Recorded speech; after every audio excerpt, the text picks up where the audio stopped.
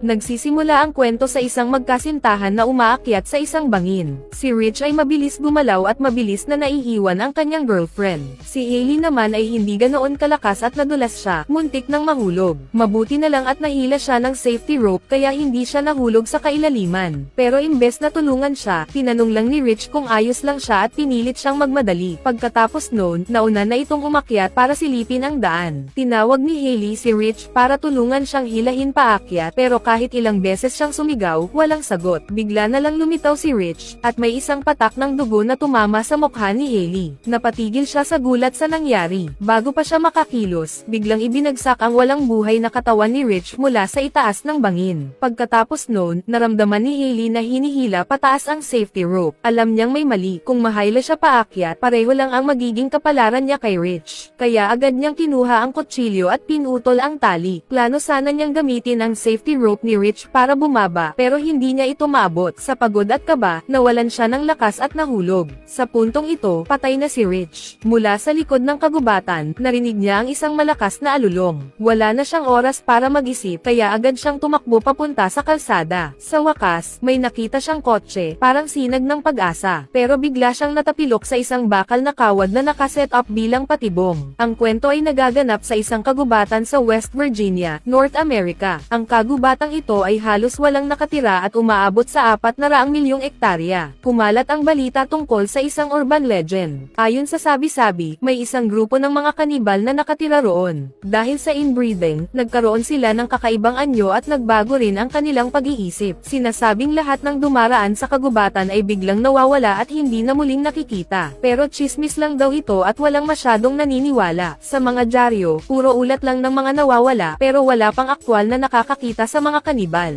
Makalipas ang ilang araw, isang medical student na si Chris ang nakatanggap ng tawag para sa isang interview at kailangan niyang makarating sa loob ng 3 oras. Pero sa gitna ng maayos niyang biyahe, natigil siya dahil sa isang aksidente sa kalsada. Lumapit siya sa isang truck driver para magtanong. Sinabi ng driver na may chemical truck na tumaob kaya nagkaroon ng matinding trapiko. Hindi alam kung gaano katagal bago ito malinis. Dahil nagmamadali, nagdesisyon si Chris na dumaan sa mas maliit na daan. Habang nagmamaneho, tinawagan niya ang kumpanya para sabihing baka mahuli siya. Pero biglang nawala ang signal ng kanyang cellphone. Ilang minuto pa, nakakita siya ng gasolinahan at naisip niyang makihiram ng telepono doon. Pagdating niya, napansin niyang maraming abandonadong sasakyan sa paligid. Mukhang matagal na itong walang tao. Nakaupo sa labas ang isang matandang lalaki, tahimik na umiinom ng inumin, at kakaiba ang kilos. Nang subukan ni Chris na gumamit ng telepono, wala itong linya. Kaya kinuha na lang niya ang mapa at naghanap ng shortcut. May isang kalsadang may pulang linya ang nakaagaw ng kanyang pansin. Pagkatapos suriin ang ruta, nagpasalamat siya sa matanda at umalis. Pero bago siya tuluyang lumayo, may sinabi ang matanda na parang may kakaibang ibig sabihin. Hindi nagtagal, nakarating si Chris sa isang sangandaan, isang tuwid na daan at isang paliko. Base sa kanyang memorya ng mapa, pinili niya ang palikong daan. Makitid ito at sobrang tahimik ng paligid. Bigla niyang napansin ang isang bangkay ng hayop sa gilid ng kalsada. Naramdaman niyang may kakaiba. Bago pa man siya makariyak, bumangga ang sasakyan niya sa isang kotse na nasa gitna ng kalsada. Sira ang harapan ng kotse niya, pero ligtas naman siya. Lumapit ang ilang tao para tingnan siya. Ipinaliwanag ni Chris na aksidente ito dahil hindi niya napansin ang kotse. Pero nagtaka siya kung bakit nakaparada ito sa gitna ng daan. Ipinaliwanag nila na tinamaan ng kawad sa lupa ang kanilang gulong. Napansin ni Jessie na ang dulo ng kawad ay nakatali sa puno, parang sinadyang patibong.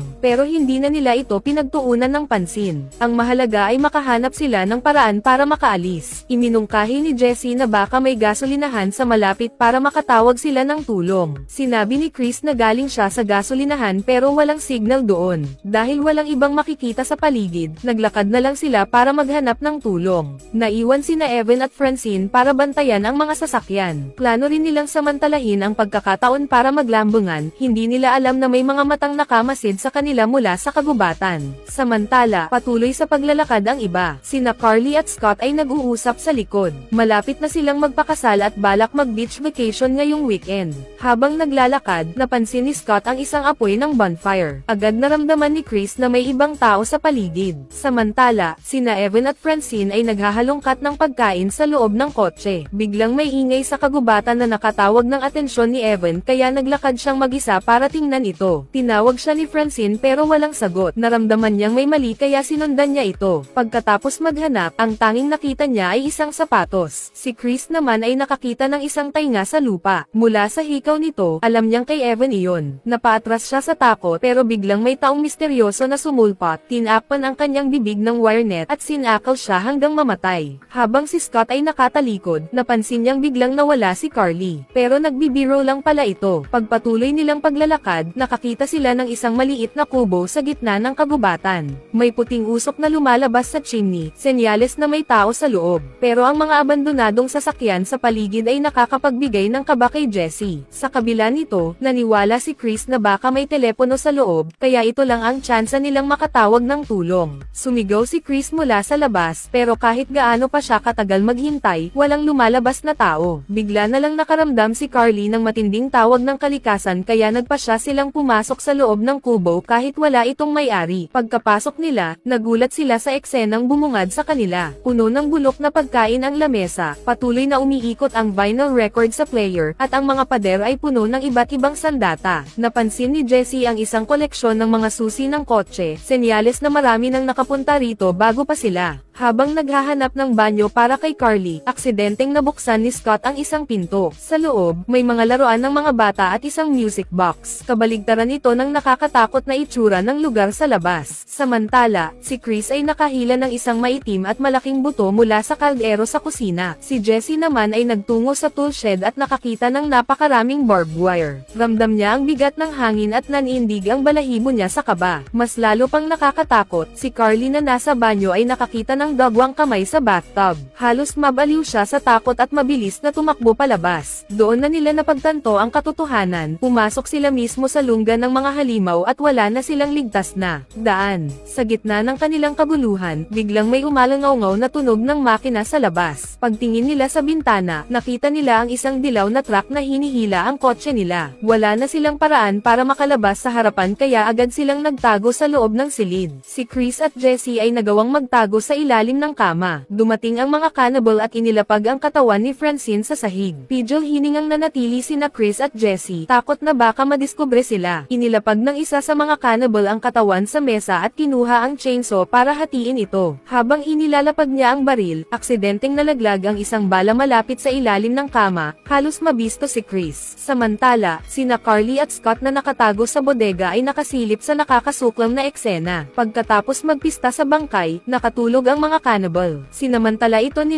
Chris para tumakas. Tahimik silang lumapit sa pinto. Napansin ni Chris na luma at madaling yumangay ang pinto, kaya sinabi niyang mauna muna ang iba habang hawak niya ang spring para hindi gumawa ng ingay. Ngunit bago pa siya makalabas, biglang dumilat ang isa sa mga cannibal at nakita siya. Nakatalon palabas ang tatlo at mabilis na tumakbo paakyat ng bundok habang hinahabol sila ng truck ng mga cannibal. Sa kanilang pagtakbo, napunta sila sa isang malawak na bakanteng lugar na punong-puno ng abandonadong sasakyan na may mga bakas ng dugo. Malinaw na marami na ring biktima ang dumaan dito. Habang kabado sila, papalapit ang truck. Dito nila nakita ng malinaw ang mga cannibal. Tatlo sila. Ang pinakamatanda, si Sawtooth, ay may baril at pana. Ang pangalawa, si One Eye, ay nakasuot ng pulang damit. At ang pinakabata, si Three Finger. Nagplano si Chris, isa sa kanila ang maglalayo ng atensyon ng mga cannibal habang ang iba ay tatakas gamit ang truck. Walang alinlangan, si Chris ang nagboluntaryo. Tumakbo siya palabas para iligaw ang mga halimaw. Narinig ni Sawtooth ang ingay at agad siyang nagpaputok ng baril, tinamaan si Chris sa hita. Nang makita ni Scott na papalapit na si Sawtooth kay Chris, sumugod siya para ilihis ang atensyon ng mga cannibal. Dahil sa takot at adrenaline, tumakbo siya ng mabilis. Kahit ilang ulit nagpaputok si Sawtooth, hindi siya nataman. Nagsimulang habulin ng tatlong cannibal si Scott. Samantala, sina Jessie at Carly ay tinulungan si Chris makapunta sa truck. Pagbukas nila ng pinto, bumagsak ang bangkay ni Evan. Wala na silang oras magdalawang isip. Sumakay sila agad at pinaandar ang truck, desperadong makaalis. Habang umaandar, hinanap nila si Scott para sagipin. Pero dahil kabisado ni Sawtooth ang lugar, mabilis niya itong naabutan. Nang malapit na siya, binunot niya ang pana at tinamaan si Scott ng palaso. Nakita ni Carly ang pagkamatay ng kanyang kasintahan sa harap mismo ng kanyang mga mata.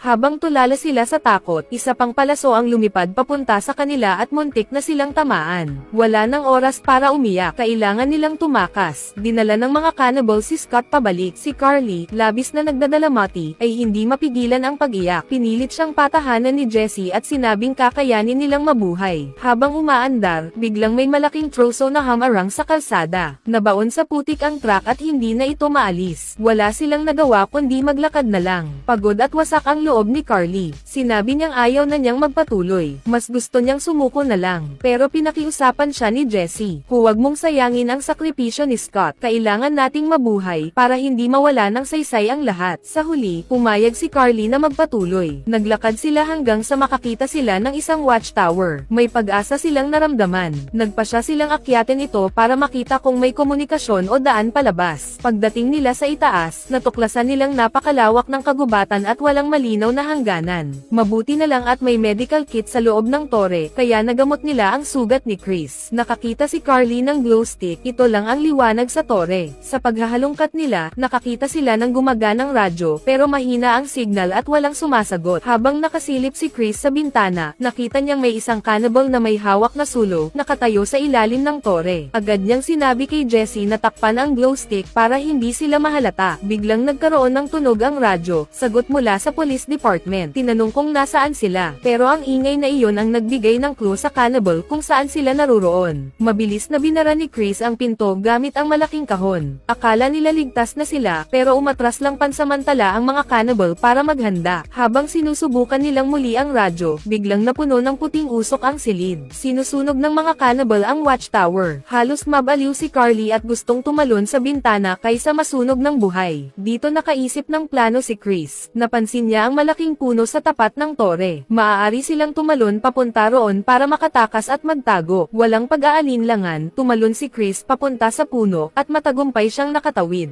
Nang makita ni Carly na ligtas na si Chris, sinundan niya ito pero hindi niya nagawang hawakan ng maayos ang sanga. Mabuti na lang at nahuli siya ni Chris bago siya mahulog. Sunod naman si Jessie ay matagumpay na nakalapag sa puno. Ngunit ang ingay na kanilang ginawa ay nakatawag pansin sa mga cannibal. Biglang tumama ang palaso sa sanga sa harap mismo ni Chris. Hindi alam ng mga cannibal ang eksaktong lokasyon nila kaya pinadala nila si Three Finger pataas ng puno para hulihin sila. Nakita ito ni Chris at iminungkahi nilang magpatuloy sa sanga. Napakahirap maglakad sa sanga, kailangan nilang panatilihin ang balanse at manatiling tahimik para hindi mahalata. Matapos ang maingat na pag-iingat, nakalipat sina Chris at Jessie sa isa pang puno. Ngunit bago makalipat si Carly, biglang lumitaw si Three Finger sa likod niya. Isang mabilis na hampas ng kanyang palakol ang hamati sa kanya. Ngayong alam na ng mga cannibal ang direksyon ni na Chris at Jessie, sinimulan nilang sundan sila sa mga puno. Napagtanto ni Chris na pamilyar ang mga cannibal sa lugar at sa pag-akyat sa puno. Kung magpapatuloy sila sa pagtakas, kalaunan ay mahuhuli sila at walang daan palabas. Kaya naisip niya ang bagong plano. Isa sa kanila ang magiging Kane, habang ang isa ay magtatago sa anino at gagamitin ang kakayahan ng sanga para patumbahin si Three Finger. Plano sana ni Chris na maging Kane, pero nakita ni Jessie ang sugat niya at nag-alala na mahihirapan siya. Kaya pinili niyang siya na lang ang sumugal. Pagdating sa napiling lugar, sinimulan ni Jessie tawagin si Three Finger. Nang makita nilang nasaktan ang kanyang kapatid,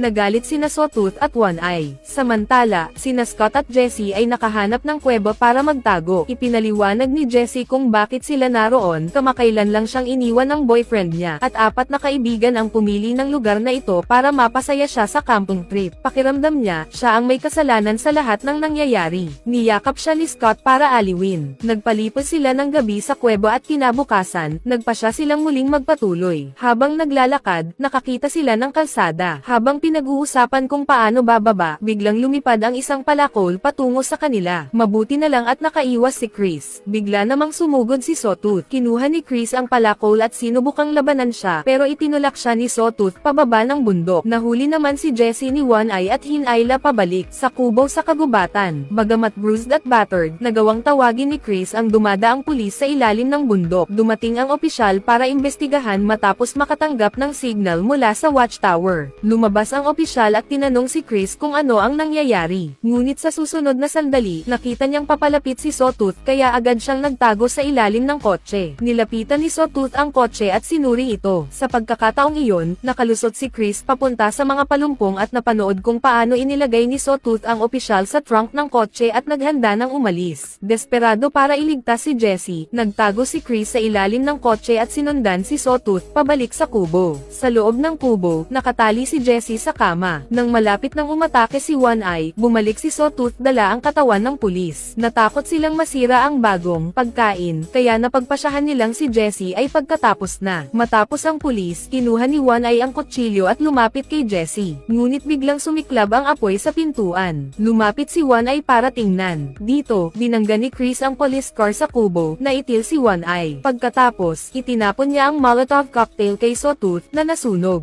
Habang nagkakagulo, kinuha ni Chris ang kutsilyo at hinarap si Sawtooth. Matapos ang matinding laban, nataman at bumagsak si Sawtooth. Nang tatangkang itali muli ni Chris si Jessie, bumangon si Sawtooth sa likod niya, hinawakan siya at itinapon sa gilid. Kinuha niya ang palakol at nagpatuloy ang brutal na laban. Napagtagumpayan ni Sawtooth si Chris sa huli. Ngunit bago maibigay ang huling hampas, binaril ni Jessie ng palaso si Sawtooth sa ulo. Bago nila maipagdiwang ang panalo, lumitaw si Three Finger at tinamaan si Chris gamit ang kahoy. Mabuti na lang, kinuha ni Jessie ang kahoy at inatake si Three Finger mula sa likod, nakapagdulot ng abala. Agad, kinuha ni Chris ang wire at sinakaw si Three Finger. Nakita ito ni Jessie at ginamit ang palakol para atakehin siya. Matapos ang sunod-sunod na pag-atake, napagtanto nilang buhay pa sina Sawtooth at Three Finger, at si One Eye, na dati knockout, ay dahan-daang bumabangon. Sinabi ni Jessie kay Chris na magpaputok na siya, pero sabi ni Chris isa na lang ang bala niya. Mabilis ang isip ni Chris at pinaputok ang huling bala sa fuel tank ng police car, na nagdulot ng malakas na pagsabog. Sumakay sina Jessie at Chris sa truck ng mga cannibal at nakarating sa gasolinahan. Agad na isinara ng matanda ang pinto nang makita sila. Pinunit ni Chris ang mapa sa pader at, kasama si Jessie, matagumpay silang nakalabas ng kagubatan. Pagkatapos ng gabing iyon, napansin ng isang pulis na hindi pa bumabalik ang opisyal na ipinadala para mag-imbestiga. Dumating siya sa kubo. Habang papasok, unti-unting lumitaw sa likod niya ang isang madilim na anyo. Doon nagtatapos ang kwento. Salamat sa lahat ng sumuporta.